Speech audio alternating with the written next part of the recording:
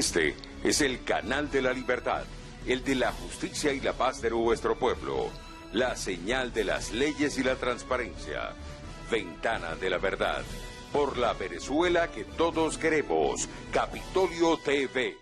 Vista la pandemia mundial por COVID-19 y el necesario aislamiento social requerido, la Asamblea Nacional llevó a cabo su sesión ordinaria en línea, en cumplimiento de lo establecido en la Constitución de la República y según lo previsto en el artículo 13, numeral cuarto del Reglamento Interior y de Debate de la Asamblea Nacional. Se procedió a convocar y celebrar la sesión del periodo 2020-2021 para el martes 21 de junio de manera remota. Previo anuncio por Secretaría de la existencia del quórum reglamentario, el presidente Juan Guaidó declaró abierta la sesión a las 10:30 am, con la asistencia del primer vicepresidente Juan Pablo Guanipa, del segundo vicepresidente Carlos Eduardo Berrizbeitia, secretario Wilfredo José Febres Peñalver, estando presentes los diputados y diputadas que se indican en lista anexa. El presidente la sesión ordinaria el día 14 sometida a consideración de los diputados y diputadas resultó aprobada con las observaciones de la diputada Delsa Solórzano de la fracción de la Concertación. Punto de información. Elecciones primarias en Argentina. La presidencia le concedió el derecho de palabra al diputado Richard Blanco, quien aseveró que las elecciones primarias abiertas, simultáneas y obligatorias paso en Argentina lleva a cabo el 12 de septiembre, previos a los comicios legislativos el próximo 14 de noviembre, fue un proceso rápido, transparente y donde además de votar se respeta el elegir a un funcionario de elección popular. El diputado informó que participaron más del 67% de los inscritos en el padrón electoral, con 100.000 presidentes de mesa, 500.000 fiscales de las fuerzas políticas, tanto del oficialismo como de la oposición. A juicio del diputado Blanco, fue una experiencia importante porque buscan un cambio profundo en la crisis política, económica y social que se vive en esa. Abro comillas, el gobierno de Alberto Fernández y de Cristina Fernández de Kirchner no han dado la talla para las necesidades de un pueblo que le ha confiado sus recursos para retribuirlo en obras, en servicios y de esa forma darle una mejor calidad de vida. Hoy el argentino está siendo golpeado porque ha sido modelo Castro comunista por los gobiernos de las personas antes nombradas, modelo que también está implementado Maduro en Venezuela. Cierro comillas. Solicitó a la comisión delegada de la Asamblea Nacional un exhorto de gratitud a la política Patricia Bullrich y el expresidente Mauricio Macri, entre otras personalidades y parlamentarios, por el esfuerzo que han hecho la coalición política argentina de modificar lo que será la política de ese país en los próximos meses y en los próximos años. Hechos violentos ocurridos en los pasos irregulares de Colombia en los últimos días, 3 venezolanos en manos irregulares. La presidencia concedió el derecho a quien denunció el fallecimiento de 2 ciudadanos de la frontera colombiana que transitaban por las trochas conocidas como La Platanera, que comunica en Venezuela.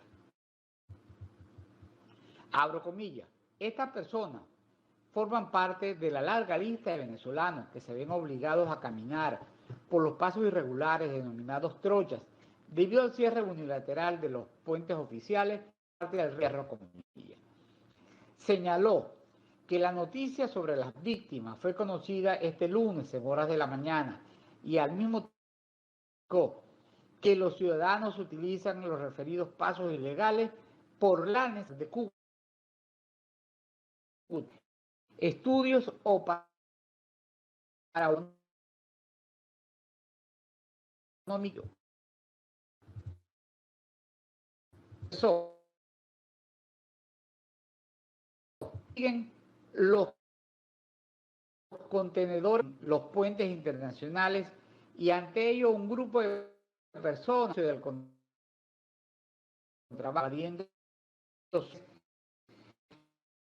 en el pago de los impuestos que le pudiera traer beneficios y desarrollo a esa zona fronteriza, que se encuentra deprimida por el cierre abrupto desde el año 2015 por Mora. Puente imputada, este tema es utilizado como una herramienta por el abro comillas, profesor del Táchira, que hoy representa a la dictadura en comillas. Aseveró que el régimen no da solución a los problemas que viven los ciudadanos en la frontera, como son la trata de personas, el narcotráfico y un sinfín que son cometidos por los grupos irregulares, abro comillas, y son los que controlan los puntos fronterizos, con la mirada complaciente de las Fuerzas Armadas venezolanas y lo que aquí se ha denominado como el protectorado, culminó la diputada. La presidencia ordenó a la Secretaría dar lectura de la propuesta de orden del día. Primero, debate sobre el informe de la Misión Internacional Independiente de determinar los hechos sobre la de Venezuela del Consejo de Derechos Humanos de la ONU. Segundo, debate en respaldo al accionar de la justicia internacional en la búsqueda de la verdad tras la detención de Hugo Carvajal, diputado perteneciente a la fracción del PSUV. La presidencia ordenó a la Secretaría dar lectura del primer punto del orden del día. Primero, debate sobre el informe de la Misión Internacional Independiente de Determinación de los Hechos sobre la República Bolivariana de Venezuela del Consejo de Derechos Humanos de la ONU. La primera vicepresidencia, el presidente concedió el derecho de palabra al Pizarro, quien reveló que el inciso correspondía a sexual, tratos crueles,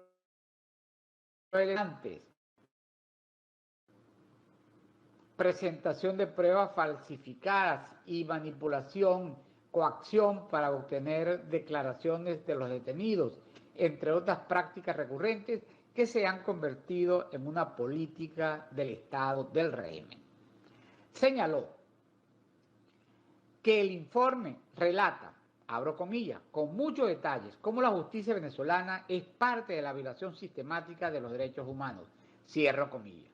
Aseveró que con la investigación realizada por la misión de la ONU queda demostrado que las instancias del sistema judicial venezolano, abro comillas, han negado la verdad, han negado la reparación de las víctimas, han negado a la justicia, han sido un factor determinante en la violación de los derechos humanos, cierro comillas, y en consecuencia alertó, abro comillas, no hay una disposición para cambiar esa práctica, cierro comillas. Agradeció a las víctimas, familiares de las víctimas, organizaciones no gubernamentales que ofrecieron su testimonio con valentía y sin miedo. Con la venia del presidente Juan Guaidó, se otorgó el derecho de palabra a 3 familiares de presos políticos. Primeramente intervino Loredana Hernández, hija del general de brigada de la Guardia Nacional Costa. Denunció que su padre está gravemente delicado de salud y padece pérdida de la visión, prostatitis tipo 2, arritmia cardíaca, tiene una válvula en su corazón y es diabético. Subrayó que tiene medidas cautelares de la OEA y de liberación por parte, abro comillas, la cual no ha sido cumplida hasta los momentos. Cierro. A continuar el debate, la presidencia, cuando se dio el derecho de palabra a los diputados, William Dávila y la diputada Delsa Solórzano, quien cerró el debate. Ordenó a la Secretaría, el segundo punto del orden del día. Segundo, debate en respaldo al accionar de la Justicia Internacional tras la detención de Hugo Carvajal, diputado perteneciente a la fracción del PSUV. La presidencia concedió el derecho de palabra al diputado Carlos Paparón. Captura a Hugo Carvajal de parte de la justicia española demuestra una vez más ante el mundo que Nicolás Maduro es parte del crimen organizado. Hoy, abro comillas, hoy el poder en Venezuela una organización que no solamente delinque con el narcotráfico, sino que apoya el terrorismo, se ha dedicado a los venezolanos y se convierte en una de las más grandes amenazas que ha habido en nuestro continente en su historia. Cierro comillas. Advirtió Paparoni. Dijo que aquellos que han protegido y ayudado a Nicolás Maduro a mantenerse en el poder deben ver la detención de Carvajal como una amenaza de lo que les puede pasar, a menos que entiendan que la libertad de Venezuela es necesaria, que lo más seguro que tienen es que terminen presos por el resto de sus vidas. Abro comillas, que no crean los Gorrín o los hermanos Morón Hernández, entre otros, que podrán escapar de la justicia, podrán tardar venezolanos a justicia y más temprano que tarde podremos regresar a una Venezuela. Estos terminen presos y nosotros tengamos las libertades que tanto se nos han escapado. Para continuar con la audiencia, concedió el derecho de palabra a los diputados María Concepción Molino y al diputado Ismael García, quien está a la materia de la sesión. Por ser esta acta un registro sucinto de lo acontecido en Cámara, se ordena anexar a la misma la intervención de todos los diputados que participaron en la sesión, así como las propuestas aprobadas en el curso del debate. Ciudadano presidente. Muchísimas gracias, secretario. En consideración el acta leída por secretaría.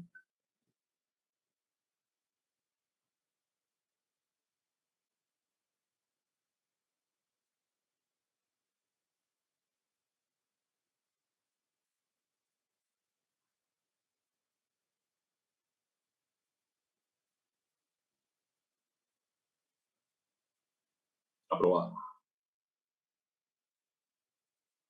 Secretario de lectura del punto de cuenta, por favor. Único. Comunicación suscrita por el presidente encargado de la República Bolivariana de Venezuela y presidente de la Asamblea Nacional, diputado Juan Guaidó, a los fines de notificar la creación de la Comisión Especial para el seguimiento del caso de Hugo El Pollo Carvajal, así como a los diputados que integrarán dicha comisión especial, notificación que se realiza a los fines legales consiguientes. Lectura. Ciudadano Wilfredo José Febres Peñalver, secretario de la Asamblea Nacional, presente.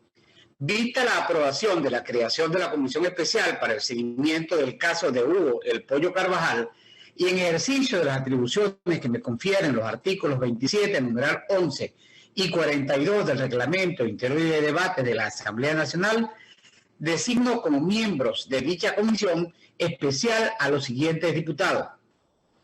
Ismael García, quien la presidirá, Elmar Díaz, Richard Blanco, María Concepción Molino, Karim Vera, Sergio Vergara y Rosmic Mantilla. Modificación que se realiza a los fines legales consiguientes.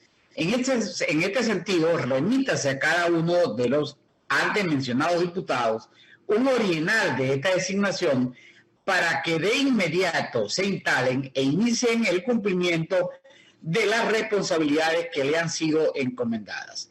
Atentamente, Juan Guaidó, presidente de la Asamblea Nacional, presidente encargado de la República Bolivariana de Venezuela. Es todo, ciudadano presidente. Secretario, tenemos un punto de información. Señor presidente, colegas parlamentarios, hemos querido asumir este punto de información para hablar de un tema que sin duda alguna merece la atención de todo el pueblo venezolano y de nuestros aliados en el mundo. Significa hablar de todos los escenarios en los cuales se han presentado litigios donde la República le ha tocado salirle al paso a lo que ha significado los avances adversos producto de lo que ha sido la sumatoria de más de 20 años de corrupción y de ineficiencia liderada hoy por Nicolás Maduro y otrora por Hugo Chávez. La nación expuesta, los recursos del pueblo en decenas de litigios en los cuales Venezuela se está jugando la república, porque donde quiera que pone el pueblo venezolano una de ruta de esta dictadura, hay lazos del pueblo venezolano. Y no es tema de los litigios. Para defender al país, para defender a los ciudadanos y para defender los recursos del pueblo venezolano, los cuales son casi antes que se ha podido tener para poder librar estas batallas con la fuerza requerida. Y es por eso que hemos querido citar, traer ante toda esta Cámara a nuestro Procurador de la República designado por el gobierno interino, designado por esta Asamblea Nacional, el doctor Sánchez Falcón, para que le presente un estatus a este Parlamento acerca del apoyo librando esa batalla en nombre del pueblo venezolano, y además de eso para hacer un gran llamado de atención, porque la verdad es que el país en este momento no puede avanzar si no hay la fuerza que no es necesaria para que Venezuela pueda resguardarse en cualquier espacio del mundo. Queremos pedir su venia, señor presidente, para que sea el doctor con quien profundidad las necesidades de curaduría de ganar estas batallas en los distintos, sin alguna, uno de los compromisos de este país a nuestro país, que nos los ha quitado la dictadura a pedazos, que se lo ha robado y en otras áreas lo ha entregado en juicios en el mundo entero, que ha desatendido, pues simplemente porque en el país, ni los ciudadanos, ni los recursos venezolanos, que no sea para otra cosa que para robárselo. Con su venia, señor presidente, queremos pedirle al doctor Sánchez Falcón en este punto. Adelante para complementar el punto de información. Señores diputados, haber asumido el control de Venezuela en el extranjero, tal como lo decidió este cuerpo legislativo, implica obligaciones para proteger esos activos de las acciones de los acreedores y del gobierno de Nicolás Maduro. En el Estatuto de la Transición se ponen a cargo de la Comisión de elevar las condiciones institucionales para la defensa de los derechos e intereses de los entes del Estado venezolano en el extranjero. Y también es responsabilidad del Poder Ejecutivo interino, la cual realiza por órgano del Procurador Especial de la República, quien tiene, conforme al mismo estatuto, capacidad de designar apoderados judiciales especialmente para asegurar la protección, control y recuperación de activos del Estado en el extranjero, acción que sea necesaria para salvaguardar los derechos e intereses del Estado. El Ejecutivo Nacional interino ha venido cumpliendo a cabalidad sus deberes, pues el Procurador Especial, luego de las más de abogados para llevar esos litigios, ha participado con ellas en el diseño de las estrategias requeridas para llevar esos juicios a su mejor término. Ha leído los escritos, ha introducido en los actos judiciales, ha efectuado las observaciones si ha habido lugar a ellas y ha informado a esas firmas sobre el marco jurídico venezolano cuando ha sido necesario hacerlo. Al Poder Legislativo ha correspondido aprobar los recursos económicos para pagar a los abogados que ejercen la representación judicial en los litigios generados por esos pasivos, los cuales, sin excepción, se han originado de actuaciones inconstitucionales de los gobiernos de Chávez y Maduro. Pero la Asamblea Nacional no ha atendido debidamente sus obligaciones de proveer la aprobación de esos recursos económicos. Así, desde el mes de octubre del año 2020, en mi condición de Procurador Especial de la República, he venido planteando reiteradamente la necesidad de la aprobación de un presupuesto en pago o los honorarios de abogados requeridos para la atención de los juicios concernientes a la recuperación y protección de activos de los venezolanos en el extranjero. El último planteamiento en ese sentido se hizo en fecha 14 de abril de 2021 mediante oficio PER P244, sin que hasta la fecha era si está siendo analizado por sus destinatarios. El riesgo por la desatención de la Asamblea Nacional a sus responsabilidades se evidencia de situaciones como las siguientes. En el caso del denominado juicio de nulidad de los bonos 2020, en el cual está planteada en este momento la intervención de la República para cuya representación en la audiencia de apelación pendiente solo se requiere la cantidad de $70.000, no se cuenta con esa cantidad, a pesar de que, en consideración de los expertos, la participación de la República incrementaría sustancialmente y con carácter trascendental las posibilidades de que se dicte una decisión en favor de PDVSA y del país. Pues recuérdese que lo que se discute es la garantía sobre el 51% y la constitucionalidad de un contrato de interés nacional aprobado por Maduro sin la aprobación de la Asamblea Nacional. Otro caso, y es el económicamente más importante entre los procesos atendidos, es quien posee un laudo a su favor por monto de $8.500 millones de dólares. Este arbitraje se encuentra en este momento en fase de ejecución suspendida por la solicitud de nulidad incoada por la República ante el Tribunal Arbitral.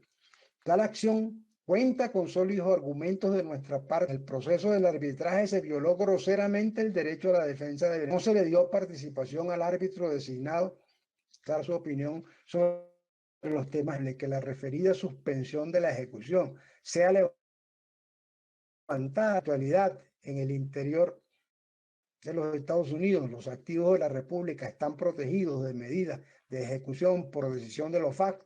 Fuera de ese país, los acreedores podrían en pocas semanas comenzar con las garantías que han constituido a intentar ejecutar activos de la República y de entes descentralizados, tales como los que se encuentran en Portugal e incluso en Inglaterra. Para atender esto, de pronto se requerirán recursos económicos para honorarios de abogados y evitar que se nos condene a pagar una suma tan elevada. Adicionalmente, debo señalar que existe un grupo de casos en los que por falta de disponibilidad financiera no se ha podido asignar abogados, mientras que los abogados de los accionantes ya han solicitado suprimir trámites y lapsos procesales a los demandados y que se pase de una vez a dictar sentencia condenatoria en rebeldía, argumentando que la República no ha mostrado para comparecer.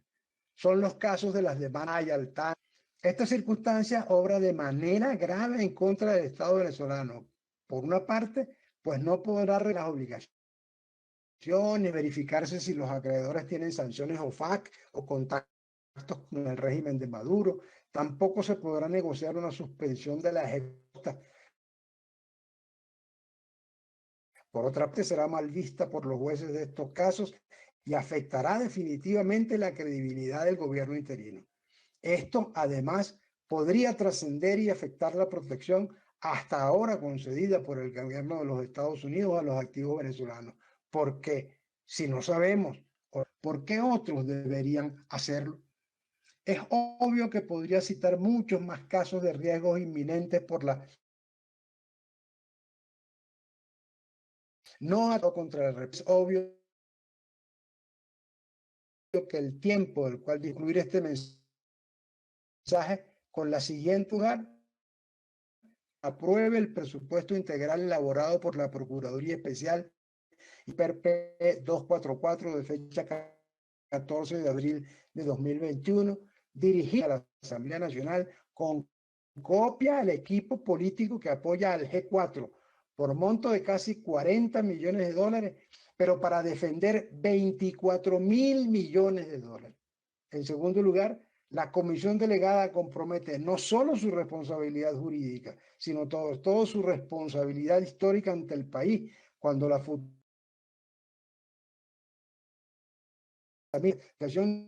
ninguna responsabilidad que el órgano legislativo se estableció a sí mismo en el Estatuto de la Transición de procurar las condiciones institucionales para la defensa de los derechos e intereses de los entes del Estado venezolano en el extranjero. Muchísimas gracias al Procurador Especial, el doctor Sánchez Falcón, en todos los grandes esfuerzos para proteger a la República, principalmente la dictadura y el desmando de la dictadura. Por favor, secretario, de lectura a la propuesta de orden del día. Ciudadano presidente, la propuesta del orden del día para hoy es la siguiente. Primero, proyecto de acuerdo en rechazo a la violación de la autonomía universitaria por parte del régimen usurpador de Nicolás Maduro. Segundo, proyecto de acuerdo sobre la defensa del territorio Esequibo y la fachada atlántica en el marco del Acuerdo de Salvación Nacional que se lleva a cabo en México. Tercero, debate sobre el regreso a clases presenciales en Venezuela. Cuarto, debate sobre la repercusión que traerá en la economía la entrada en vigencia de la reconversión monetaria. Muchas gracias, secretario. En consideración la propuesta de orden del día leída por secretaria.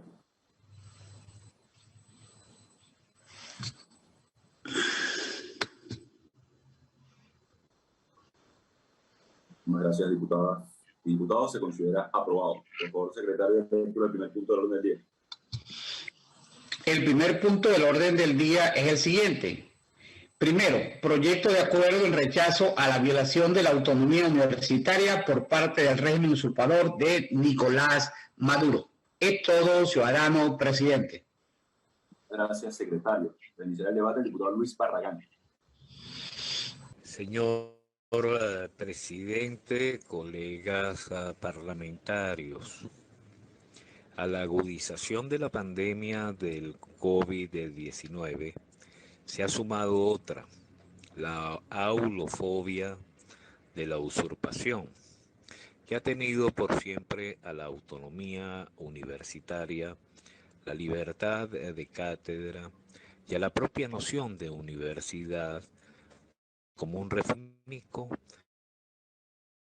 y libertad.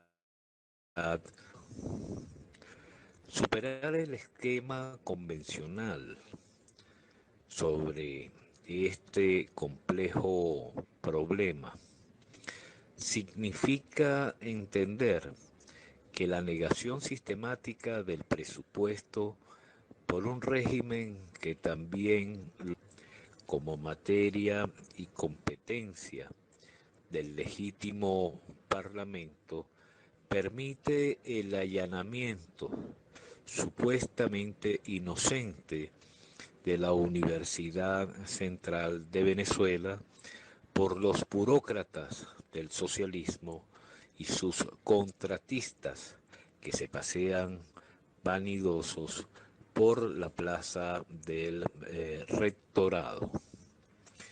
Se lleva por delante dos vicerrectores de la Universidad Simón Bolívar sobre pretexto de la ausencia absoluta del rector titular para no hacer las elecciones de acuerdo con la Constitución, o vandalizan al extremo a la Universidad de Oriente, escarmentando así al resto de las casas de estudios, quemando sin piedad la Biblioteca Central con sede en Cumaná.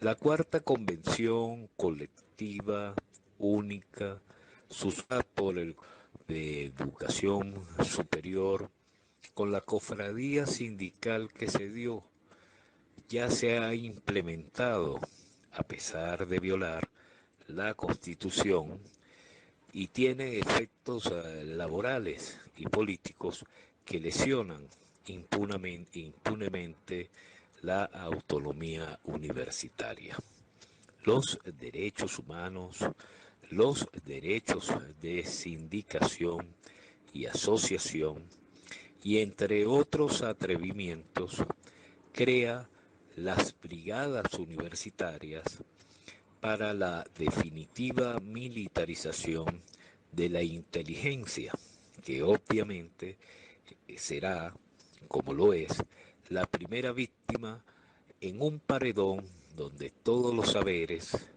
desfilarán hasta caer ante el pensamiento único y arbitrario del socialismo. Esto es, generando condiciones plenas para la universidad comunal en la que se empeñan, que ya comienza a darle alcance a las universidades privadas, además de las públicas, de un liderazgo requerido del respaldo institucional de la Asamblea Nacional para la acertada coordinación de iniciativas, tareas y esfuerzos como de la neutralización de los colaboracionistas con el Comisario Superior de Educación. Señor presidente, colegas parlamentarios, por ello la fracción parlamentaria 16 de julio propone la conjugación de todos los esfuerzos posibles para declarar oficialmente en emergencia a todas y cada una de las universidades venezolanas frente al régimen que las asedia y sistemáticamente las agrede, y a la vez crear una comisión de defensa de la universidad con el concurso de los parlamentarios, las autoridades, el estudiantado, el profesorado y también los obreros y empleados manipulados por la usurpación. Por ello, agradecemos la atención y la consideración a la propuesta de acuerdo que ahora traemos a este hemiciclo digital. A 300 años de la creación de la universidad en Venezuela, próximos a cumplirse los 300 años, que son 300 años de vida republicana y de resistencia frente al oprobio, los diputados de esta hora levantamos las banderas de la universidad republicana, libre y autónoma, que tomará un nuevo impulso para la liberación de toda Venezuela. Es todo, señor presidente, colegas parlamentarios. Muchísimas gracias, diputado Barragán. Tiene la palabra el diputado Oneiber Peraza. Buenos días, presidente, junta directiva, colegas parlamentarios, pueblo de Venezuela. Mi intervención el día de hoy es para dejar constancia de nuestro rechazo a las sistemáticas violaciones que se vienen aplicando por parte del régimen a las universidades en el país. Desde el año 2007 las universidades no reciben presupuesto para funcionamiento ni para mantener su planta física. Por ello es que podemos evidenciar que los edificios universitarios están absolutamente abandonados. Desde hace 11 años, una sentencia del TSJ evita a las universidades que puedan expresarse y que a través del ejercicio de la democracia se pueda escoger a las autoridades universitarias. ¿Cuál es la intención de esta? Socavar las bases de la democracia en las universidades en nuestro país. ¿Cuál es la intención de no enviar presupuesto? Pues lograr que las universidades cierren. El objetivo primario del régimen con atacar a la autonomía universitaria o a las universidades en nuestro país es primero lograr que no exista en el país ningún espacio de libre pensamiento, que no exista en Venezuela un espacio a través del cual se pueda educar, se pueda crear, se pueda pensar en un país distinto, en un país donde se fortalezca la democracia, y por ello atacan desde el punto de vista jurídico y financiero y presupuestariamente a las universidades en Venezuela. Mientras en el resto del mundo las universidades son sinónimo de grandeza, son sinónimos de desarrollo a través del estudio, son sinónimos de búsqueda, de investigación para enfermedades, pues en Venezuela lamentablemente las universidades son sinónimos de desidia, de desesperanza, son sinónimos de abandono por parte de este régimen a las universidades con el simple objetivo de dominar a la población y de que no exista libre pensamiento, de que no creamos en la democracia.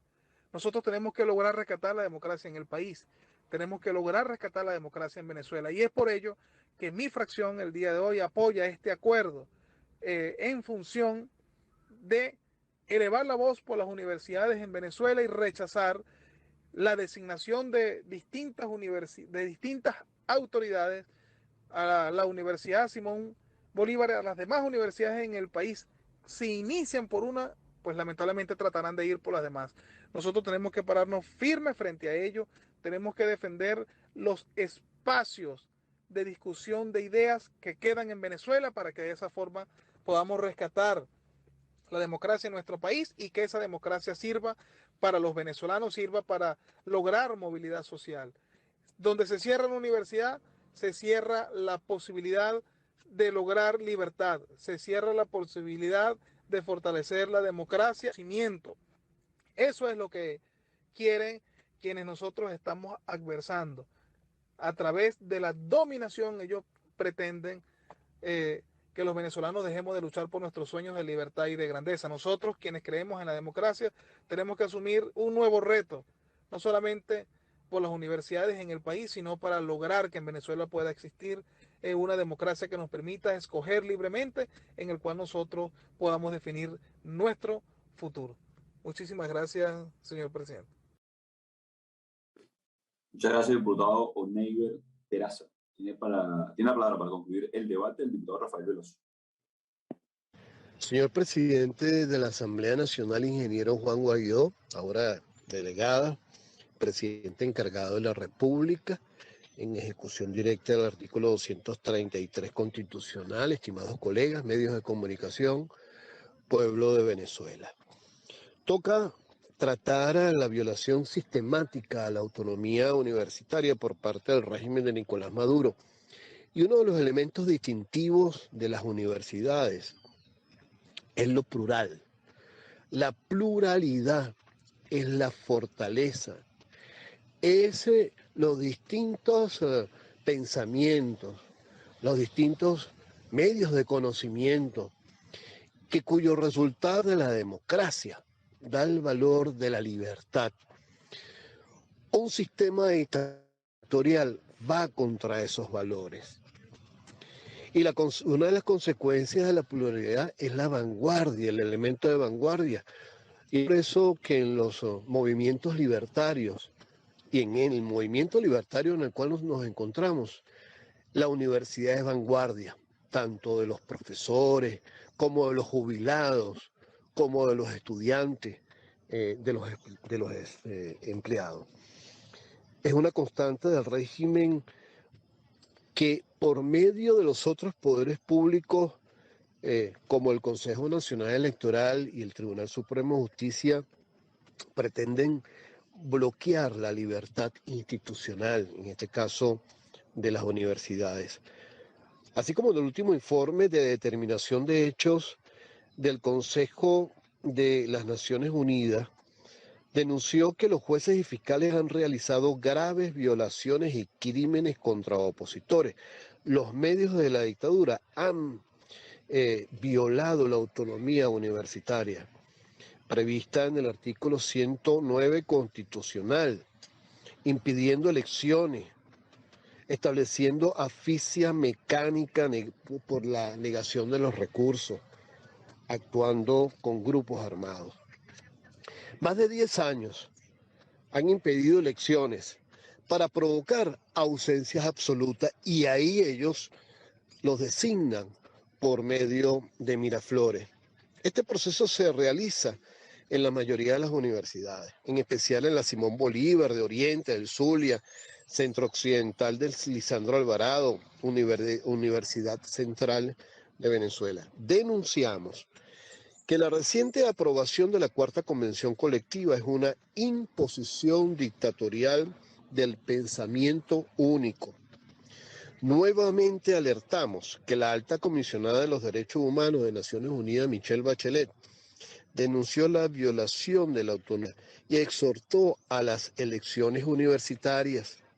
La importancia de las universidades requiere una declaratoria de emergencia y exhortar una coordinación entre las universidades públicas y privadas y avanzar con el Parlamento en la denuncia nacional e internacional para la pronta celebración de elecciones universitarias. De ahí que esta legítima Asamblea Nacional debe declarar la emergencia de las universidades públicas y privadas, pues el régimen ya anunció la creación de la universidad comunal con la suscripción arbitraria de la Cuarta Convención Colectiva. La fracción parlamentaria de Voluntad Popular se alinea a los términos del proyecto de acuerdo para la creación de una comisión de defensa de la Universidad Venezolana por representantes del Parlamento y por representantes de los gremios vinculados al sector universitario. En los avances de la negociación se establece la necesaria reinstitucionalización del país. Una de las prioridades son las universidades, constructores de libertades, de conocimiento, de democracia. De ahí que en el Acuerdo de Salvación Nacional incluye también la restauración de las universidades. Es todo, señor presidente. Muchísimas gracias, diputado Veloz, por secretario de lectura del proyecto de acuerdo. La Asamblea Nacional de la República Bolivariana de Venezuela, considerando que el régimen encabezado por Nicolás Maduro ha violentado sistemáticamente la autonomía universitaria expresa e inequívocamente consagrada en el artículo 109 de la Constitución de la República Bolivariana de Venezuela, considerando que en más de una década la violación de la autonomía universitaria no solo se ha manifestado con el impedimento de las legítimas elecciones para las autoridades y demás órganos de cogobierno, representación en los diferentes niveles e instancias de todas y cada una de las comunidades universitarias del país, sino en la negación de los debidos recursos presupuestarios y del apoyo necesario del Estado para impedir que sus instalaciones sean del dominio de la delincuencia común y de la política que ha actuado con absoluta impunidad. Considerando que en más de una década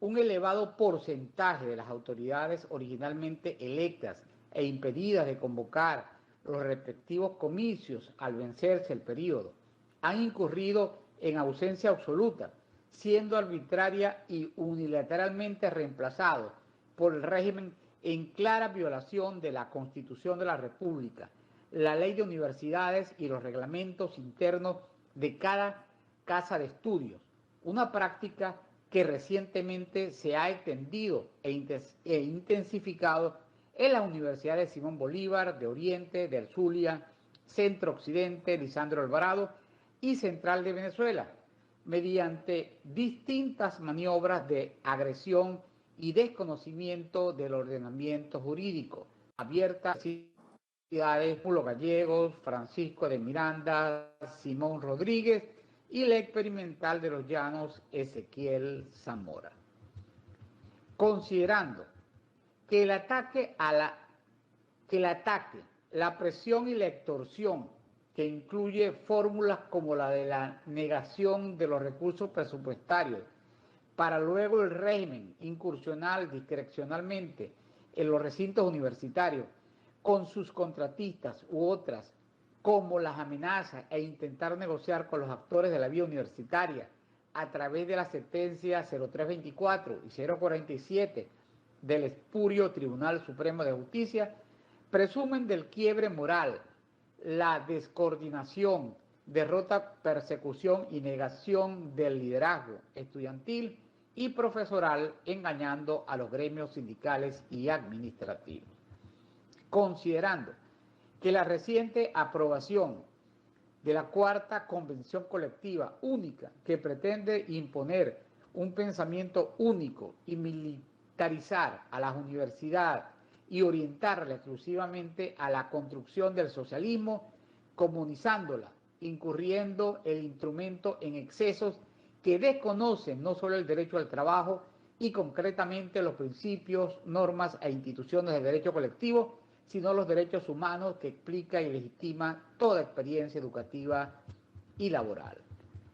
Considerando que las nóminas de las universidades fueron arrebatadas para procesarlas, autorizarlas y pagarlas a través del sistema patria, vulnerando las relaciones laborales y los derechos humanos y la sindicación y la asociación.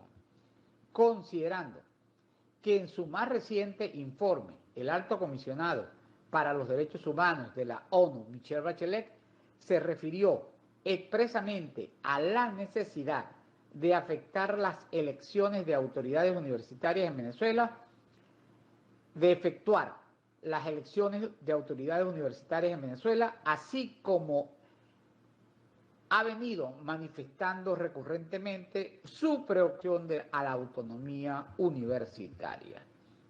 Considerando que una declaración de emergencia por la legítima Asamblea Nacional obliga a una coordinación entre las universidades públicas y también privadas, susceptibles de una intervención aún más arbitraria del Estado, debidamente representadas con el legítimo Parlamento venezolano, en atención a la iniciativa, la denuncia nacional e internacional de la realidad universitaria venezolana, como del cabal cumplimiento del artículo 109 de la Constitución de la República, la Ley de Universidades y el reglamento vigente en cada casa de estudio para la pronta celebración de los comicios constitucionales en las universidades.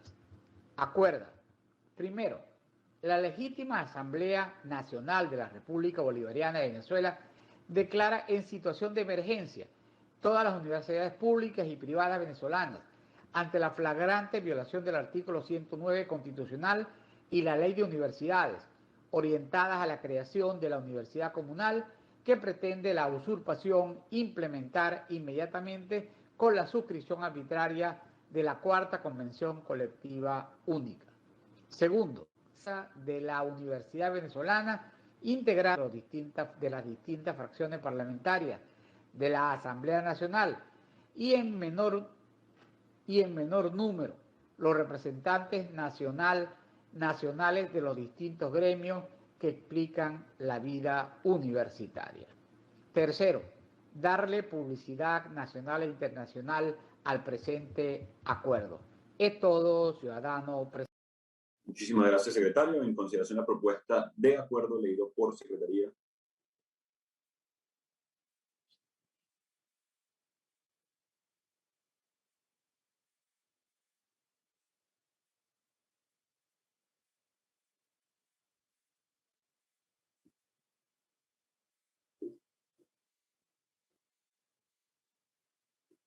Muchísimas gracias, diputados y diputadas. Se considera aprobado el acuerdo en defensa no solamente de la autonomía universitaria, pero también con los estudiantes y el futuro del país. Siguiente punto del orden del día, secretario, por favor.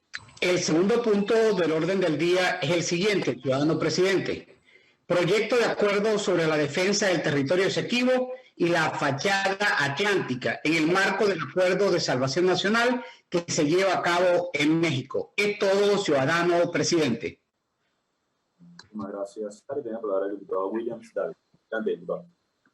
Muy buenos días, presidente y demás miembros de la comisión delegada. Hoy discutimos un proyecto sobre la defensa del Esequibo, como siempre lo hemos hecho a la luz del acuerdo parcial que se dio en México en septiembre de este año. Históricamente el tiempo nos ha venido dando la razón, colegas diputados, porque el acuerdo y aceptable para las partes de la controversia Venezuela y Guyana. Siempre los gobiernos democráticos han tenido plena conciencia de la importancia del territorio Esequibo y es de aquí de reconocer y subrayar el papel de la Armada venezolana que siempre estuvo patrullando la fachada atlántica. Y a partir de 1970 Venezuela siempre propuso la negociación directa entre Guyana y Venezuela, pero Guyana nunca lo aceptó, sino que siempre tuvo como estrategia judicializar la controversia. Nosotros siempre nos hemos opuesto. Después surgió la tesis de los buenos oficiantes y da la casualidad que el que está hoy dirigiendo la mesa de negociación como representante de Noruega es Dag Neidele, embajador, que fue el último buen oficiante, representante personal del secretario general de las Naciones Unidas. Nosotros siempre hemos tenido una posición clara al respecto.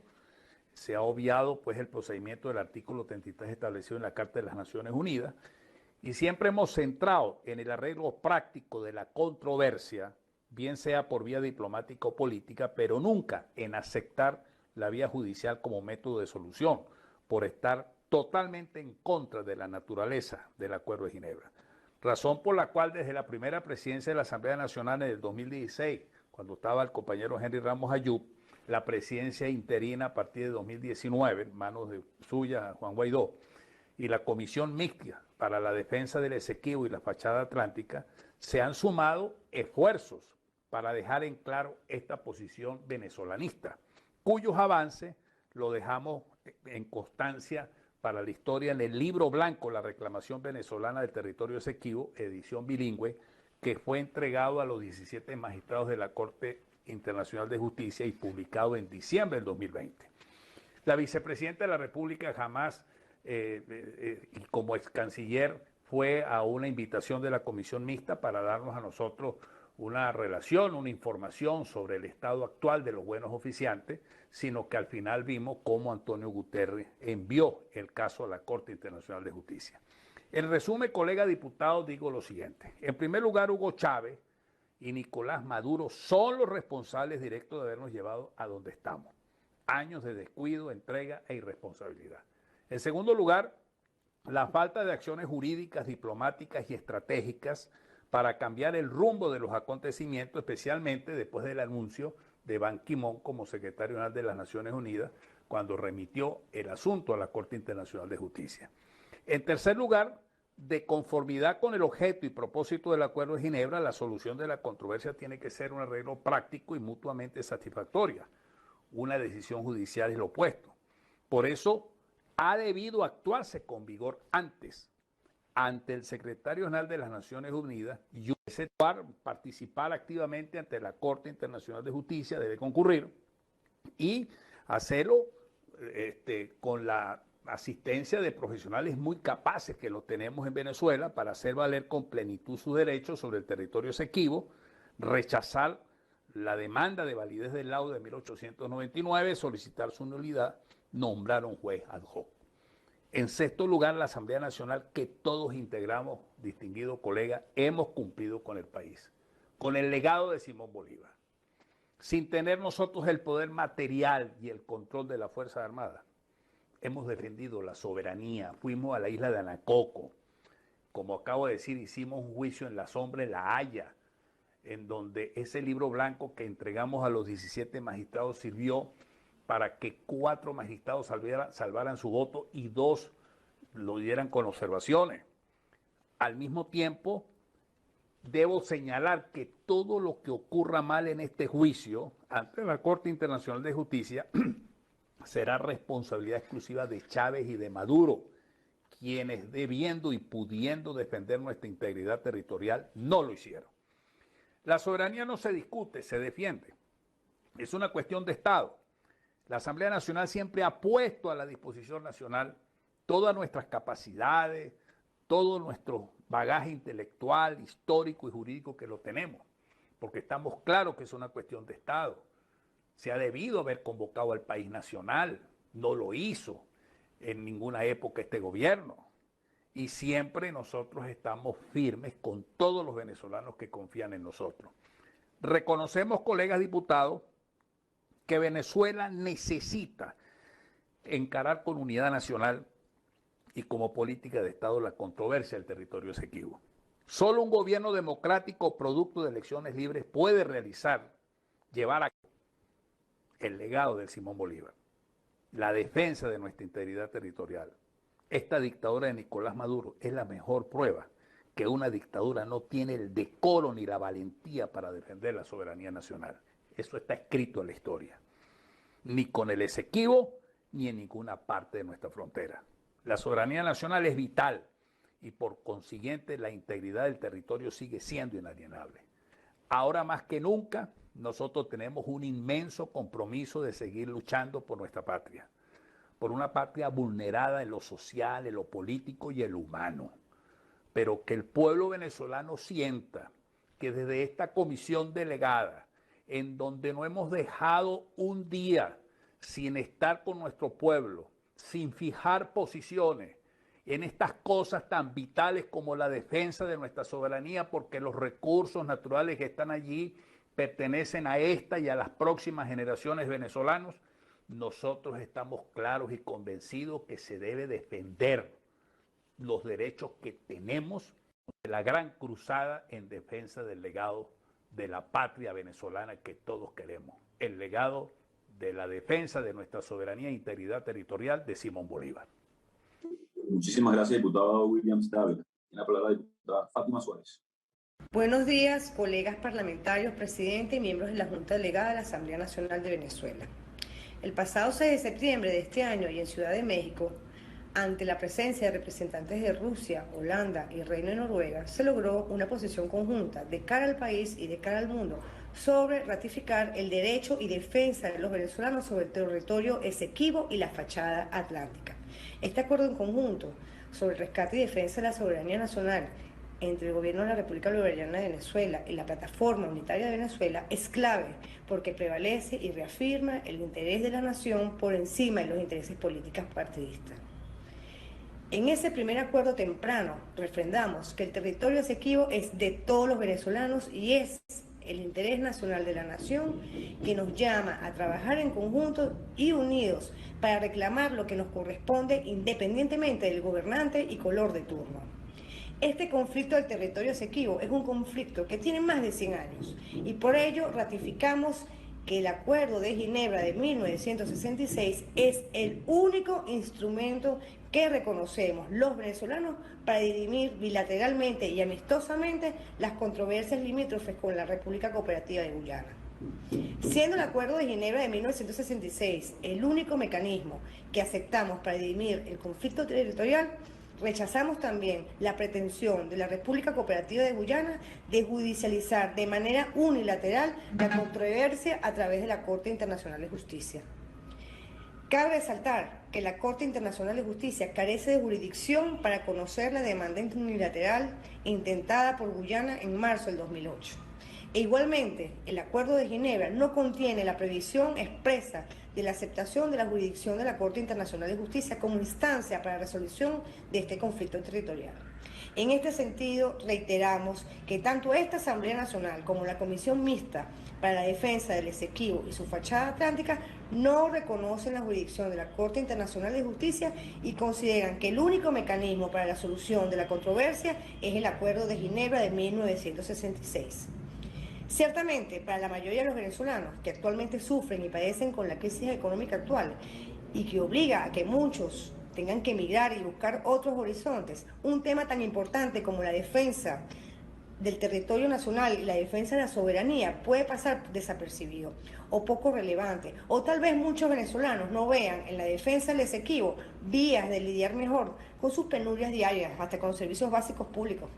Pero lograr una posición conjunta en defensa de la soberanía venezolana, a pesar de nuestras diferencias y del conflicto interno político que tenemos años tratando de dirimir, es un inicio importante, es un inicio positivo de cara al país y de cara a todos los venezolanos, donde estamos prevaleciendo el interés de la nación y el interés de su gente, que está por encima de estos intereses particulares. El derecho de los venezolanos sobre el territorio Esequibo es un reclamo histórico. Muchos expertos, académicos, historiadores, diplomáticos, políticos y hasta sociedad civil han venido trabajando incansablemente sobre este derecho que tenemos los venezolanos sobre el territorio del Esequibo. Y es por ello que debemos reconocer que Venezuela hoy necesita encarar de manera unitaria, con unidad nacional y como política de Estado, la defensa de esta controversia territorial. El Esequibo es de los venezolanos. Muchísimas gracias. Muchísimas gracias, diputada Suárez. Tiene la palabra para concluir este debate el diputado Sergio Vergara. Adelante. Saludos, ciudadano presidente Juan Guaidó Márquez, colegas diputados, particularmente al pueblo del Táchira y a toda Venezuela. El 18 de diciembre de 2021, la Corte Internacional de Justicia se declaró competente para conocer sobre la validez o no del laudo arbitral adoptado en París en 1899, dictado bajo la coacción y prevaricación de sus jueces arbitrales para confiscarle a Venezuela sus derechos soberanos sobre el territorio que hoy conforma la Guayana Esequiba. Históricamente, todos los gobiernos venezolanos, bajo dictaduras y en democracia, hasta 1999 sostuvieron con decisión clara esos derechos territoriales, heredados de España por tratarse de espacios pertenecientes a la Capitanía General de Venezuela. Seguir defendiéndolos en el presente y el porvenir es tarea de las actuales y sucesivas generaciones, a las que verdaderamente les duela la patria. La historia por escribirse ya fijará las responsabilidades que por omisión o acción correspondan a quienes han dirigido las relaciones exteriores de Venezuela a partir de 1999, permitiendo que las transnacionales petroleras ocupasen para su explotación partes de nuestro territorio Esequibo. Por otra parte, el debate acerca de si Venezuela podía o no acudir a la Corte Internacional de Justicia para dirimir con Venezuela sobre el arreglo práctico y recíprocamente satisfactorio que a ambas exige el Acuerdo de Ginebra es asunto ya resuelto. La decisión de conocer por el Alto Tribunal de la ONU es definitiva e inapelable. De la misma manera, la necesidad de unificar una misma visión en pro de la posición de la República Bolivariana de Venezuela, expuesta por la Comisión Mixta para la Defensa del Territorio Esequibo y la Fachada Atlántica de la legítima Asamblea Nacional en reiteradas e innumerables ocasiones sobre la defensa de nuestros derechos territoriales y el plan de acción a ejecutarse a través de acuerdos parlamentarios, comunicados, foros, publicaciones y declaraciones públicas, hoy manifiestas en el acuerdo firmado en la Ciudad de México. Por ello planteamos, ciudadano presidente, y reiteramos en este acuerdo la necesidad de rechazar los argumentos y pretensiones de la República Cooperativa de Guyana de manera oficial y no oficiosa, y a defender nuestra posición en todos los espacios requeridos. A hacer valer los argumentos y pruebas sólidas que demuestran los justos títulos de Venezuela respecto al territorio en disputa y la nulidad del laudo arbitral de 1899. Y aquí, una vez desestimada la pretensión de Guyana, se inste a cumplir de buena fe las obligaciones bajo el Acuerdo de Ginebra de negociar una solución práctica y mutuamente aceptable a la controversia. Reiteramos una vez más desde la Comisión Mixta en Defensa del Territorio Esequibo y la Fachada Atlántica nuestra inalienable e indeclinable posición soberana y la permanente búsqueda por la justicia para nuestro país, y el respaldo a nuestros representantes sobre los acuerdos que vayan en esta línea y en beneficio de nuestros connacionales. En función de lo cual, señor presidente, manifiesto el respaldo de mi fracción de Voluntad Popular a este acuerdo parlamentario. Muchísimas gracias. Muchísimas gracias, diputado Vergara. Por favor, secretario de lectura de la propuesta de acuerdo. La Asamblea Nacional de la República Bolivariana de Venezuela, en defensa de la Constitución, la democracia y el Estado de Derecho. Acuerdo sobre la defensa del territorio Esequibo y la Fachada Atlántica. Marco del Acuerdo de Salvación Nacional que se lleva considerando que las designadas a efectos de este proceso, como el Gobierno de la República Bolivariana de Venezuela y la Plataforma Unitaria de Venezuela, actuando de conformidad con lo previsto en el Memorando de Entendimiento suscrito el 13 de agosto del 2021 en Ciudad de México, Estados Unidos mexicanos, firmaron un acuerdo parcial sobre el tema titulado Acuerdo para la ratificación y defensa de la soberanía de Venezuela sobre la Guayana Esequiba.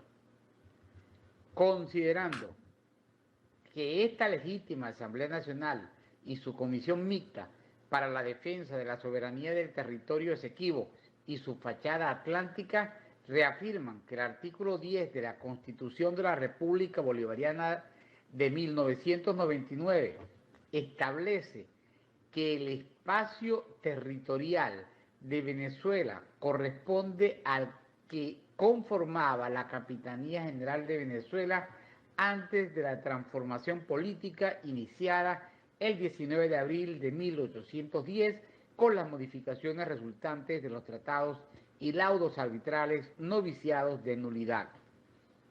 Considerando que esta legítima Asamblea Nacional y su Comisión Mixta para la Defensa de la Soberanía del Territorio Esequibo y su Fachada Atlántica han mantenido en sus diversos acuerdos parlamentarios como posición alineada al interés nacional de la nación, que la defensa de los derechos de Venezuela sobre el territorio del Esequibo y de la fachada atlántica se sustenta en una política de Estado desarrollada a través del Acuerdo de Ginebra de 1966, con un enfoque nacionalista e integracionista, considerando que esta Asamblea Nacional fijó posición en el acuerdo en rechazo a la pretensión de la República Cooperativa de Guyana de judicializar la controversia y la reafirmación de la soberanía venezolana sobre la isla de Anacoco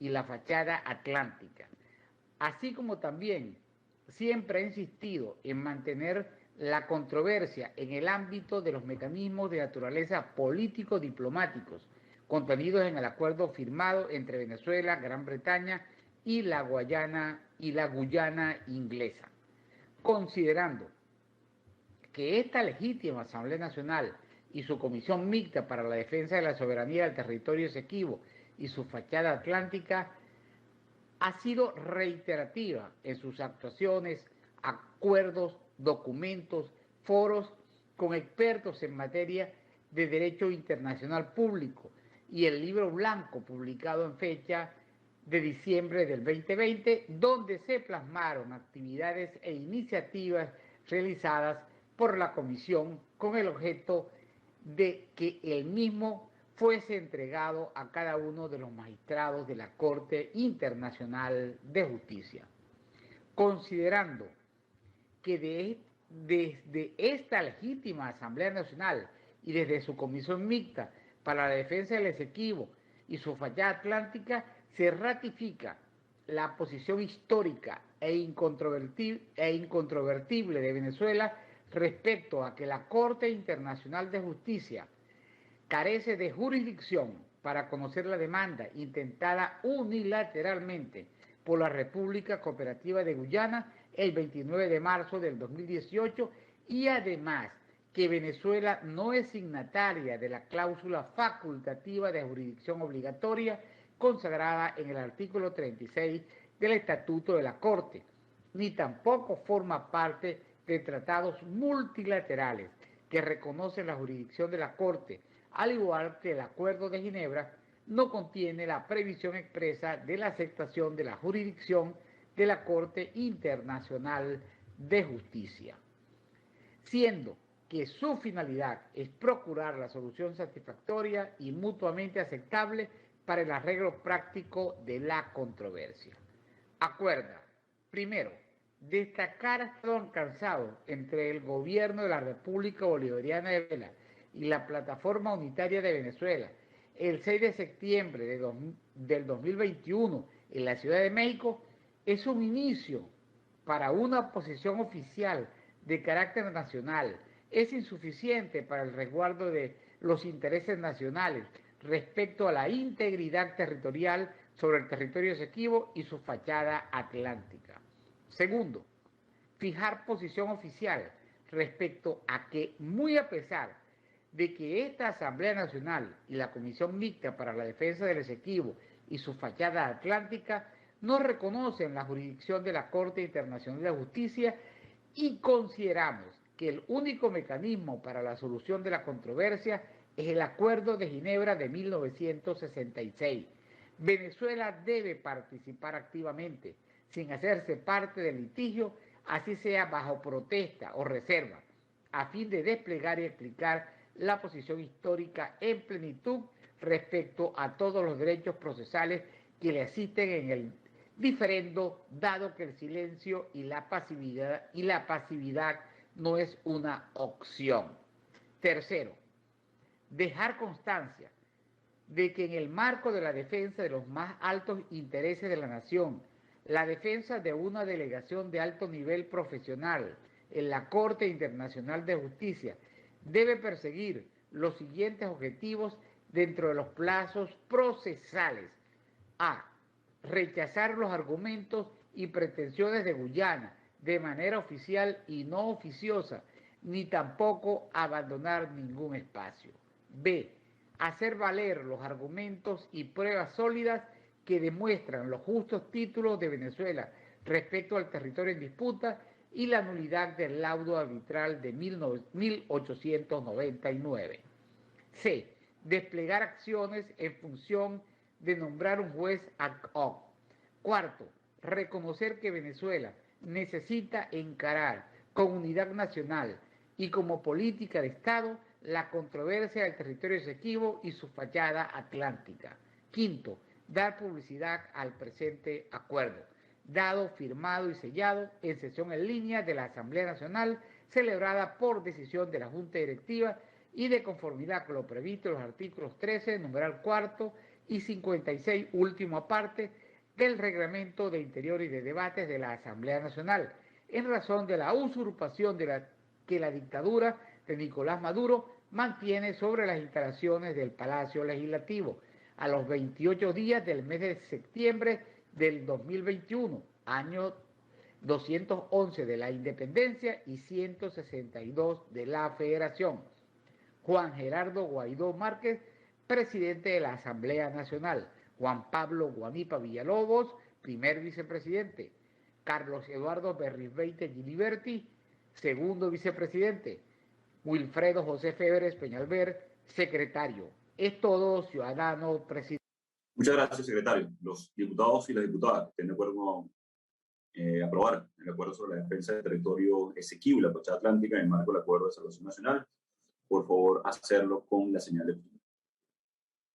Muchísimas gracias, diputadas y diputados. Se considera aprobado.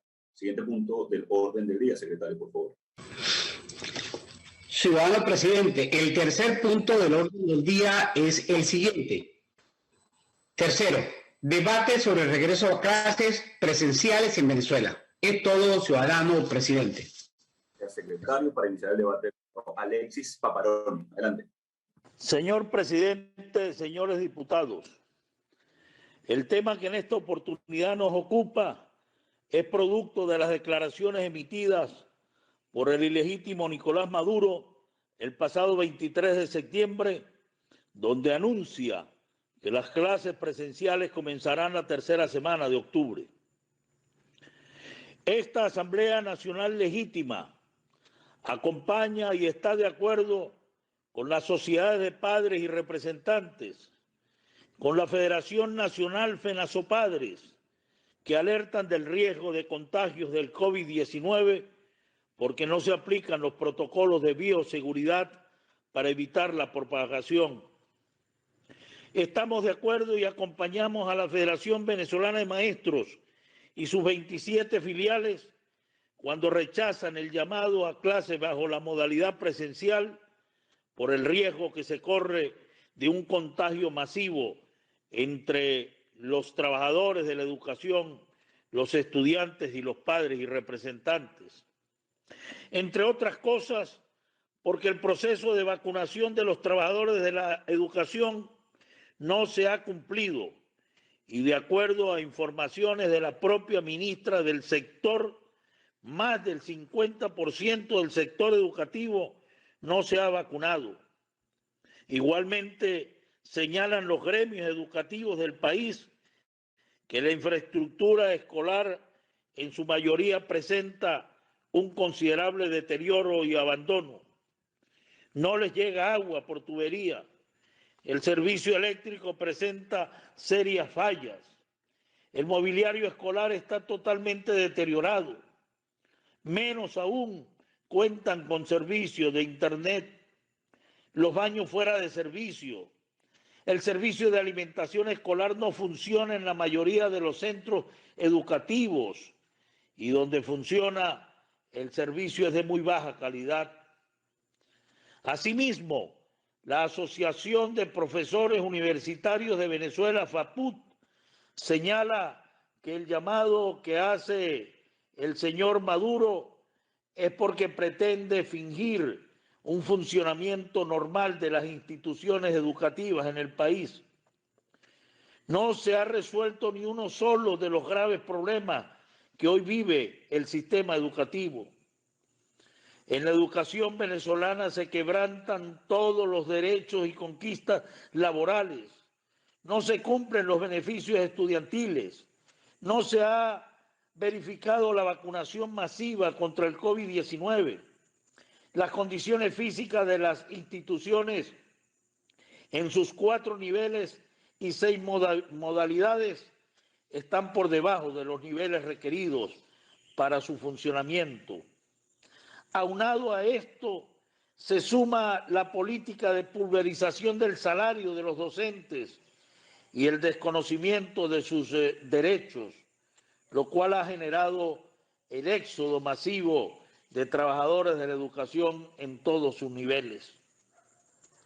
Concluimos, señor presidente, señores diputados, que esta pretensión del señor Maduro de regresar a la educación presencial en estas condiciones es una total y absoluta irresponsabilidad. Por tal razón, esta Asamblea Nacional Legítima se une al deseo de los estudiantes, de los padres y representantes de los gremios educativos de regresar a clases presenciales, pero en condiciones en que se garanticen las condiciones de bioseguridad, en que se garantice el derecho a la salud y el derecho a la vida. El sistema educativo en Venezuela vive su peor momento de la historia. No es posible entonces retornar a clases presenciales en estas lamentables condiciones. Y desde esta Asamblea Nacional reclamamos el derecho de nuestros hijos a una educación inclusiva y de calidad, y el derecho de los educadores y de los trabajadores de la educación a un salario que permita cobertura de las necesidades básicas, que dignifiquen la calidad de vida de nuestros educadores, y así estaremos elevando la calidad de la educación en nuestro país. Es todo, señor presidente, señores diputados. Que vivan los educadores en Venezuela. Muchísimas gracias, diputado Paparón. Tiene la palabra para continuar el debate la diputada Janet Fermín. Ciudadano presidente encargado Juan Guaidó, miembros de la Comisión Delegada Pueblo de Venezuela, hoy en el seno de este Parlamento Nacional debatimos sobre el regreso a clases presenciales en Venezuela, en un contexto marcado por la usurpación del poder junto a las deficitarias respuestas de las instituciones del Estado.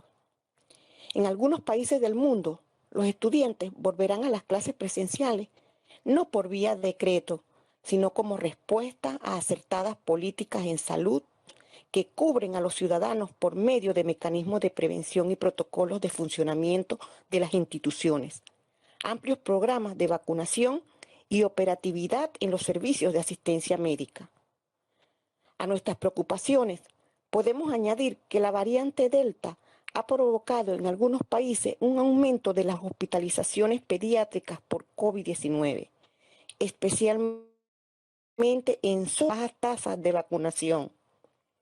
Y es que en efecto, debatirse presenciales en Venezuela partiría por analizar las condiciones a las cuales serán sometidos nuestros estudiantes en las aulas del territorio nacional. El paso más importante es la seguridad familiar. En un país con una compleja crisis en el sistema de salud pública, con una economía hiperinflacionaria, donde los salarios del más del 65% de la población aún se expresan en una moneda sin ningún valor comercial, donde los costos de los medicamentos para superar este terrible virus superan el valor de un vehículo y en muchos casos el costo de una propiedad. ¿Quién encuentra razonable un posible regreso a clases? ¿Quién encuentra razonable un posible regreso a clases si el servicio eléctrico es intermitente y falla más de 6 veces al día en localidades urbanas? En la periferia, el infierno de no contar con el servicio de agua apta para el consumo humano. Señor presidente, colegas parlamentarios, en Nueva Esparta son miles las familias que se bañan en el mar para asearse, porque el tubo matriz de la corrupción que surte de agua a la isla desde tierra firme solo llena de agua a poncheras y tanques cada 28 a 36 días. ¿Cuáles son los requisitos mínimos que se deben de cumplir para un retorno a las aulas de clase? No basta con estar vacunados, es aterrador sostener el debate escondiendo el dolor del pueblo y las miserias a las cuales le somete el régimen. La Constitución Nacional guarda concordancia sobre el reconocimiento efectivo de garantías al derecho a la vida, la salud, la educación, como promueve el reconocimiento efectivo de los derechos humanos. La infraestructura escolar, acceso al agua y saneamiento son temas prioritarios si queremos considerar las dimensiones que se comparten con su llamado a clase. El recurso humano para una educación presencial nos debe de aterrizar en el pasivo del Estado venezolano, a no reconocer una paga justa a nuestros profesionales de la educación. El recurso humano para una educación remota nos debe conducir a la planificación y adecuación de las redes nacionales de conectividad a través de Internet. Señor presidente, colegas parlamentarios, ante los escenarios inciertos, ¿podrá salvar a la República nuestra notable capacidad de reaccionar junto a la Constitución Nacional y el pueblo en las calles en un acuerdo de salvación nacional? Mientras más demoremos en el retorno presencial a clase, más crecerá la exclusión y más se incrementará la desigualdad en nuestro país. Desigualdad entre generaciones de estudiantes, desigualdad e inequidad. Es urgente enfatizar esfuerzos para la recuperación del sector educativo. Tanto duele una niña que no va a la escuela como la niña que tras su regreso a la escuela se despide de un ser querido por ser portadora de una terrible enfermedad, como lo es el COVID-19.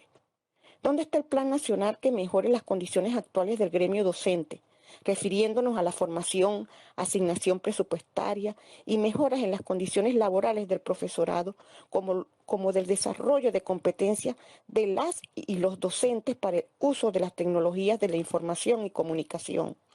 El pueblo de Venezuela no cree en usurpadores, pero es que antes de serlo tampoco reflejaban ante esta Asamblea Nacional de Venezuela la información detallada del gasto e inversión en el sector educativo y mucho menos en el sector salud.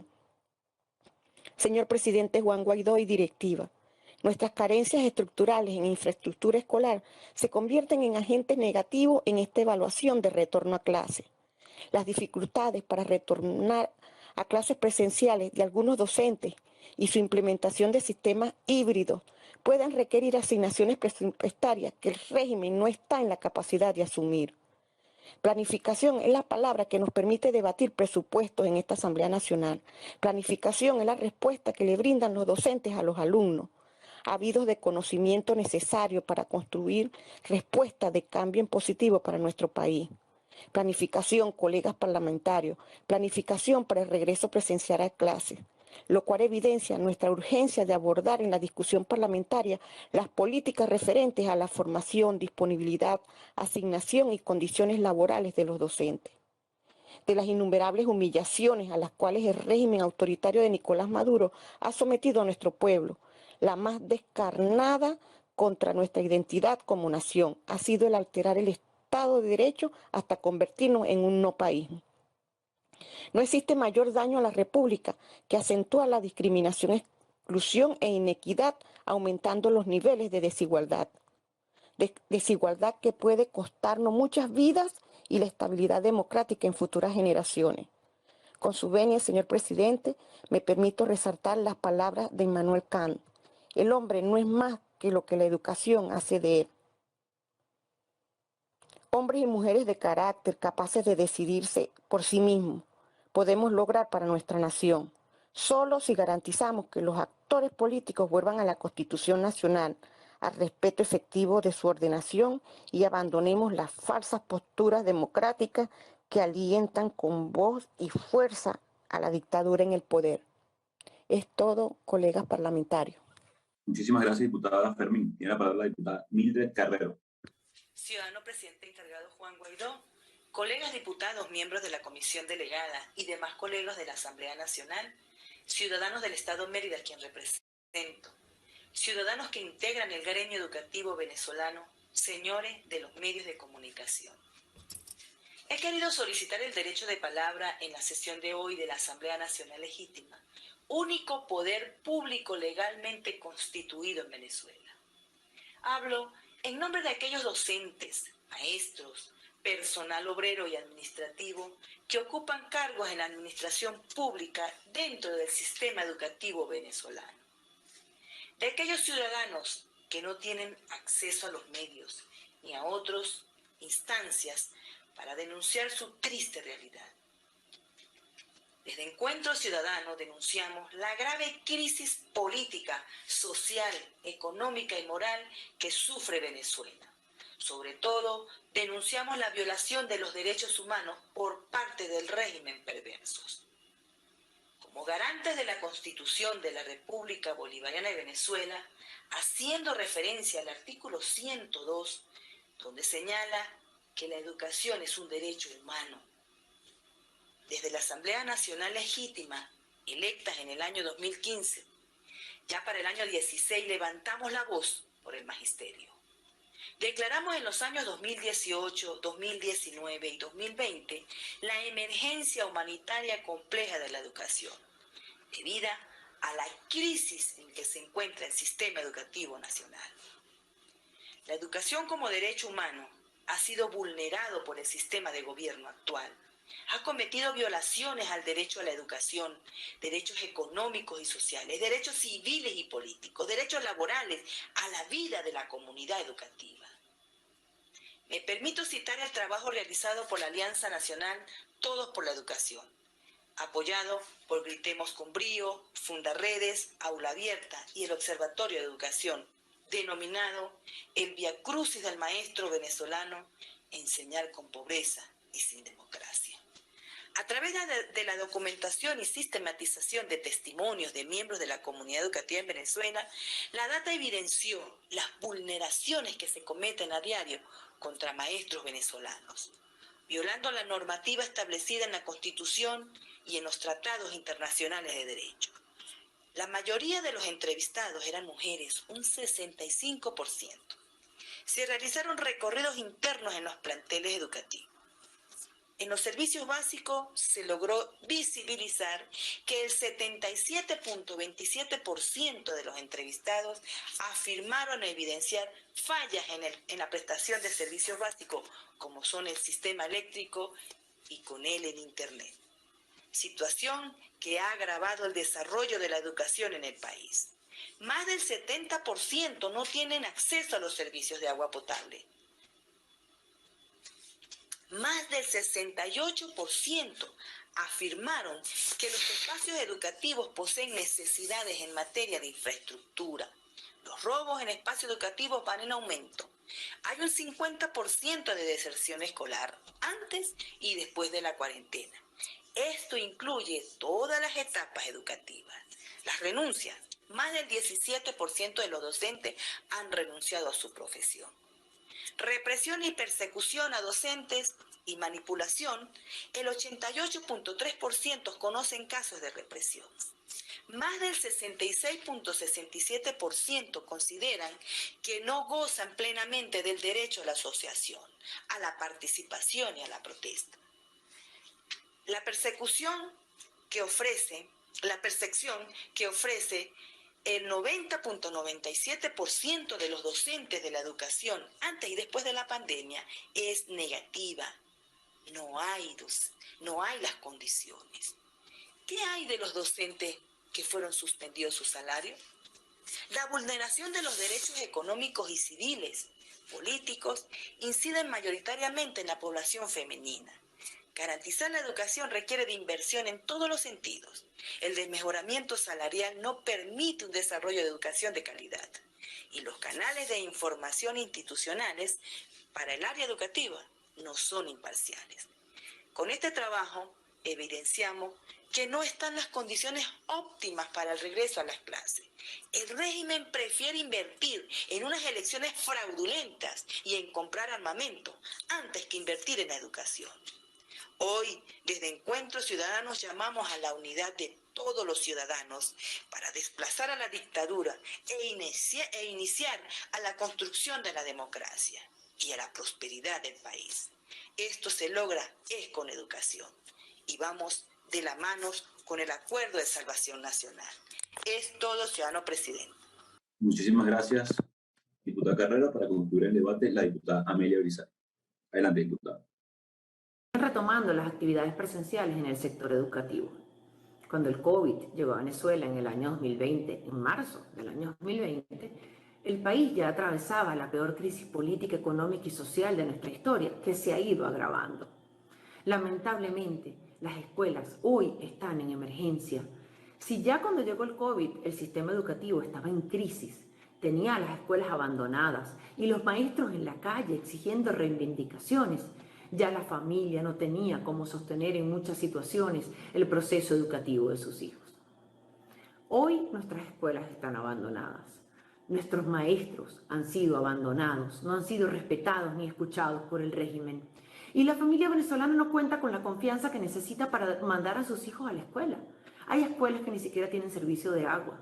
Se necesita un plan serio, un plan que realmente responda a que se recupere la infraestructura escolar, a que nuestros hijos puedan llegar a sus aulas y encuentren a un maestro allí esperándolos, a que los maestros dejen de emigrar a otros oficios para encontrar calidad de vida. Los docentes no se van de las escuelas porque no quieran enseñar, se van de las escuelas porque no pueden comer, porque no les alcanza para sostener a su familia. Los docentes quieren volver a su vocación, a enseñar, a estar en las aulas de clases.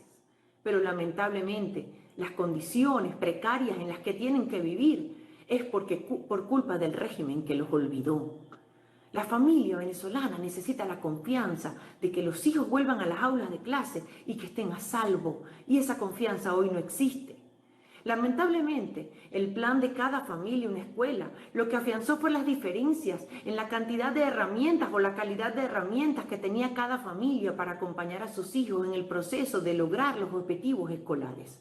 No todas las familias tenían las mismas herramientas, no todas las familias podían estar ahí junto a sus hijos para acompañar ese proceso de enseñanza desde el hogar. Lamentablemente, cuando nuestros hijos vuelvan a encontrarse en las aulas de clase, tendrán diferencias en el proceso de aprendizaje. No existe un plan para combatir esas diferencias en el proceso de aprendizaje.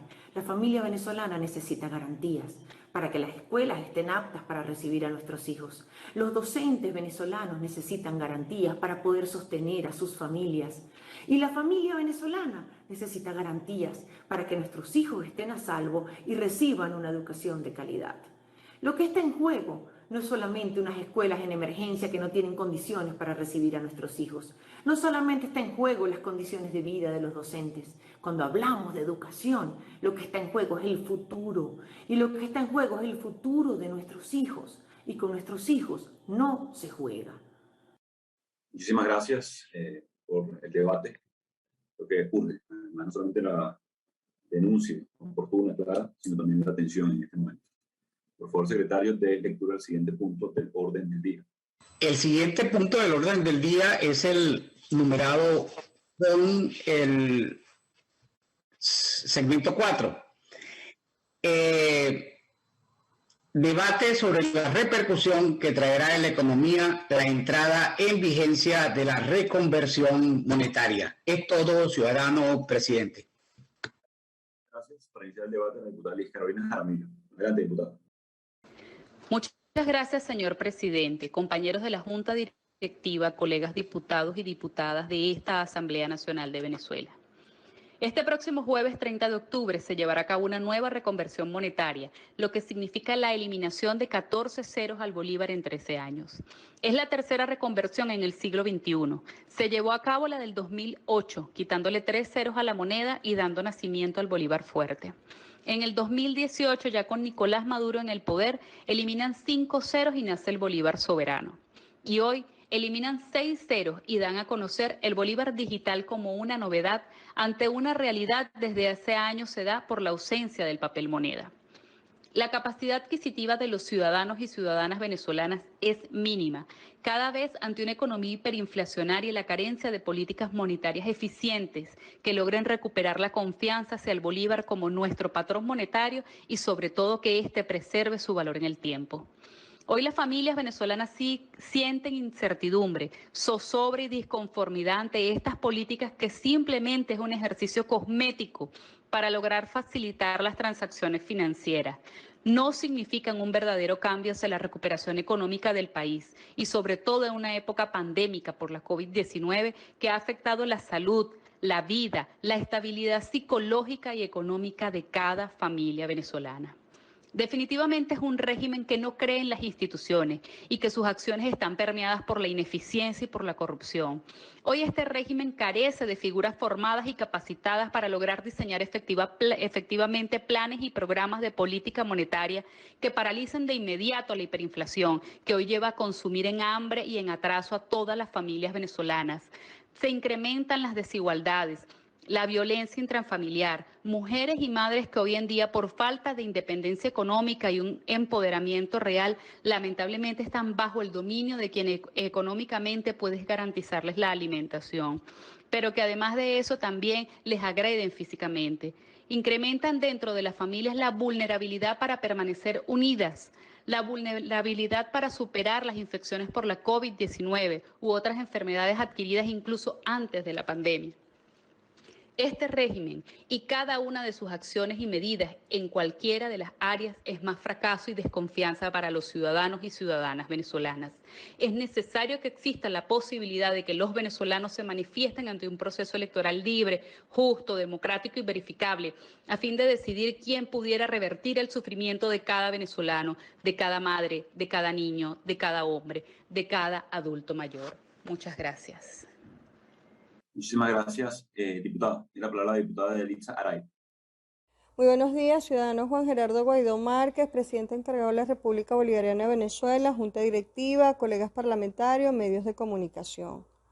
Nos encontramos a pocas horas de que se produzca en Venezuela una nueva estafa, la puesta en escena de otra obra para intentar disfrazar el desastre económico del modelo socialista que representa Nicolás Maduro y todo su gabinete. Nos referimos a la reconversión monetaria que se iniciará a partir de este 1 de octubre. Tercera ocasión en estos últimos 13 años. Primero fue el llamado Bolívar Fuerte, donde le quitaron 3 ceros a nuestro Bolívar.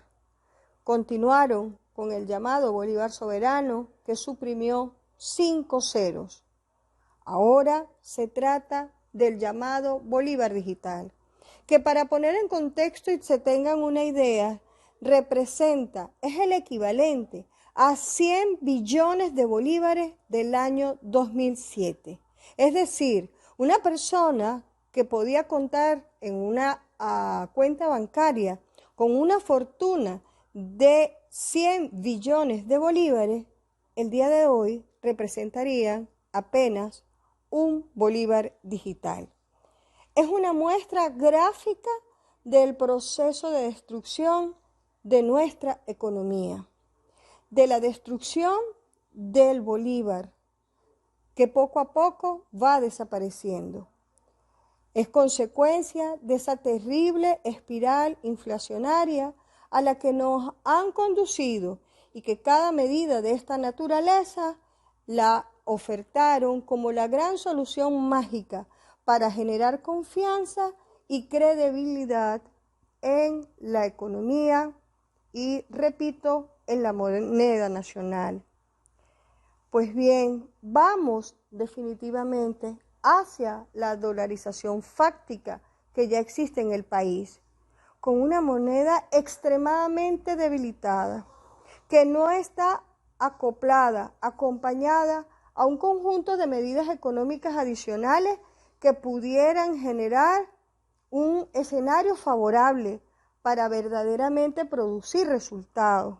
Por el contrario, nos mantienen en ese mundo de una elevadísima hiperinflación, en otra operación cosmética donde solo se limitarán a sustraer 6 ceros sin atacar el problema de fondo, y no es otro que un fracaso absoluto por la carencia de verdadera voluntad política y de medidas económicas ciertas, sustituidas por una corrupción avasallante. Esto no significa de ninguna manera la recuperación del poder adquisitivo del venezolano, mucho menos la certidumbre de una mejora sustancial y sustentable de nuestra economía. Aún no se materializa y ya vemos cómo aumentan los precios de la canasta y de productos de la canasta familiar y del resto de los requerimientos de los ciudadanos. No se materializa y vemos cómo ya en los distintos comercios se manifiestan los precios con el nuevo, la expresión nueva del bolívar digital. La verdad es que ya la gente comienza a sentir ese impacto. Y con la venia, presidente, me permito mostrarle la opinión que se escucha de quienes van a sufrir en su bolsillo precisamente las consecuencias de esta nueva medida. Adelante. Me gusta porque se presta mucho para la devaluación y ya serían 14-0 y sería una millonada. Simplemente comprar un caramelo sería una millonada. Que vamos peor cada día. Cada día vamos peor que en este país. ¿No está usted de acuerdo con esta reconversión? Yo estoy de acuerdo como éramos antes. Oye, pues la verdad no sé a qué va a terminar esto, porque ya le quitaron 3, ahora le van a quitar 6. Esperemos que no terminen de ponerlos peor de lo que ya estamos.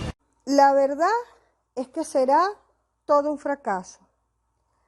Una factura que la pagarán la economía de las familias venezolanas ante la imposibilidad de cubrir sus necesidades básicas y obligarse a depender de las remesas, de las compras y ventas en divisas a las que tenemos que apelar para sobrevivir en la Venezuela arruinada que representa Nicolás Maduro y su régimen. Es todo, ciudadano presidente, colegas parlamentarios. Muchísimas gracias, diputada Aray. Para concluir el debate, el diputado Ricardo Ponte. Muchas gracias. Buenos días, señor presidente, colegas parlamentarios, medios de comunicación y pueblo de Venezuela. El régimen anunció la puesta en vigencia este 1 de octubre de una nueva reconversión monetaria, la tercera en los últimos 13 años. Recordemos que en el año 2007 hubo una reconversión en la que se eliminó 3 ceros a la moneda y fue puesta en vigencia en enero de 2008. Luego, en 2018, 10 años después, el régimen de Maduro implementó otra reconversión que eliminó 5 ceros a la moneda. Y ahora, apenas 3 años después, salen apurados para anunciar la eliminación de 6 ceros más al bolívar. En todos estos anuncios no se observa otra cosa, sino la impericia, el desconocimiento, el fracaso de la política económica y la indolencia contra un pueblo que recibe los embates de la irresponsabilidad fiscal del régimen y de la torpeza en el manejo de la política monetaria y cambiaria. Causantes todas estas de la hiperinflación que destruyó el poder adquisitivo de los venezolanos al pulverizar la moneda nacional. Es verdad que la reconversión monetaria es una acción inevitable, porque los sistemas contables ya no resisten la cantidad de dígitos del cono monetario actual. Sin embargo, este proceso es insuficiente si no hay una verdadera política económica que ataque las causas que originan la hiperinflación en Venezuela. Esto no es más que un paño caliente. Al no haber un nuevo esquema de política, por lo que veremos, mientras este régimen siga en el poder, una espiral de reconversiones y eliminación de ceros a la moneda nacional. Ya a estas alturas, lo que habrá que analizar es si vale la pena seguir o no con el bolívar, o pensemos en la implementación de otro instrumento monetario para sustituirlo, como por ejemplo la dolarización, que ya ocurre de facto, pero que aún no es moneda de curso legal en Venezuela. En todo caso, la moneda, bien sea el bolívar o el dólar, se sustentan en la confianza de la población y también en el respaldo de las reservas internacionales. Y en Venezuela, lamentablemente, no se dan ninguna de estas premisas. Por todo lo anterior, esta nueva reconversión en un año o año y medio, y en consecuencia la economía nacional y sin posibilidad de detener una forma definitiva, de detener de forma definitiva la escalada de hiperinflación y por ende de pobreza extrema a la que está siendo sometido el pueblo de Venezuela. Con cambios cosméticos no se va a recuperar la economía y el ciudadano de a pie continuará padeciendo de un ingreso mínimo que no le alcanzará para satisfacer las necesidades básicas de su entorno familiar. Ya basta, ya está bueno de burlarse del pueblo. Se necesita un cambio de gobierno que atienda la economía, que aplique las medidas necesarias para sacar al país de la debacle en la que la han sumido y devolver la dignidad al pueblo venezolano con un salario digno y que le permita salir adelante junto a su familia. Solo así podremos ver medidas económicas que permitan salir de la debacle económica en la que nos han sumido. Muchas gracias, señor presidente, colegas parlamentarios. Muchísimas gracias, diputado. Con esto concluye la sesión del día de hoy, por la materia por la cual fue convocada y se convoca para el día martes de la semana que viene. Gracias, diputados y diputadas. Dios los bendiga. Este es el canal de la libertad, el de la justicia y la paz de nuestro pueblo. La señal de las leyes y la transparencia. Ventana de la verdad.